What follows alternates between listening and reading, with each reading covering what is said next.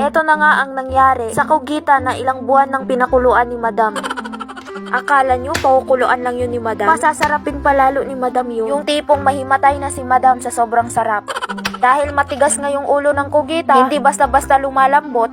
Eto na muna si Madam ngayon, naghihiwa ng mga ricados na ihahalo natin mamaya sa kugita. Lahat ng sangkap na meron si Madam sa mansyon ay hiniwa na niya mga kapilingon. Kasi sabi ng kapitbahay niya, kapag madami daw yung ricados, sasarap palalo yung lulutuin mo. Eto na nga mga kapilingon, hinango na nga ng uncle ko yung pinakuloang kugita. Kapag ganito na yung kulay niya mga kapilingon, malambot na yan. Yun ang sabi ng mga kapitbahay ko. Hindi ako magpapa-expert dito. Parang lumiit naman ata tong kugita na pinakuluan ko. Ganito ba talaga yung kugita kapag malambot na, lumiliit? Basta wag mo nang pansinin yan, Madam. Ang dapat isipin mo, yung sasarap yung lulutuin mo ngayon. Nagpabilib ka pa naman sa pamilya mo, Madam, na gumagaling ka na sa pagluluto.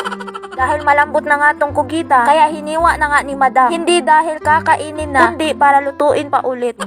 Sabi ko sa inyo, kapag si Madam ang magluluto, ang daming proseso mga kapilingon. Hindi basta-basta itong pagluluto ni Madam. Dahil tapos nang hiwain ni Madam yung kugita, lulutuin na natin agad-agad.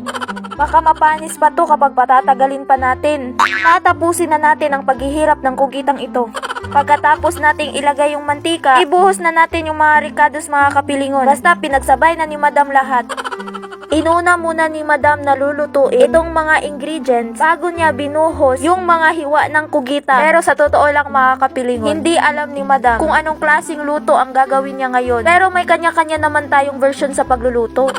Hindi pa tapos tong niluluto ni Madam, napagod na.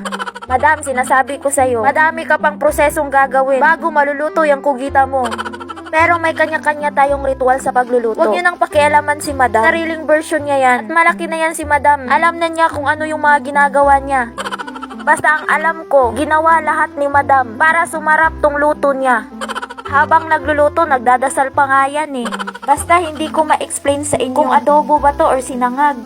Wag na wag niyong kakalimutan na ihalo yung Sprite kapag magluluto kayo ng kugita. Yun ang sabi ng kapitbahay ko. Eto na nga yung time na titikman na nga ni Madam etong niluto niyang sariling version na adobong kugita. Kahit tignan mo lang mga kapilingon, alam mong masarap na. Basta si Madam nung tinikman niya, nahimatay dahil sa sobrang sarap. Dahil luto na, hinango na nga ni Madam etong sariling version niyang adobong kugita. Syempre, para maganda din tignan, nilagyan ni Madam ng mga damo-damo. Para sosyal din tignan. Sa laki ng nilutong kugita ni Madam, ang kinalabasan ganyan lang kadami. Dahil hindi ako makapaniwala sa sarap nung tinikman ko yung niluto ko, kaya ipapatikim ko muna sa auntie ko. Ewan ko kung magsasabi ba to ng totoo. Pero dahil auntie ko to, nasa panig ko to mga kapilingon.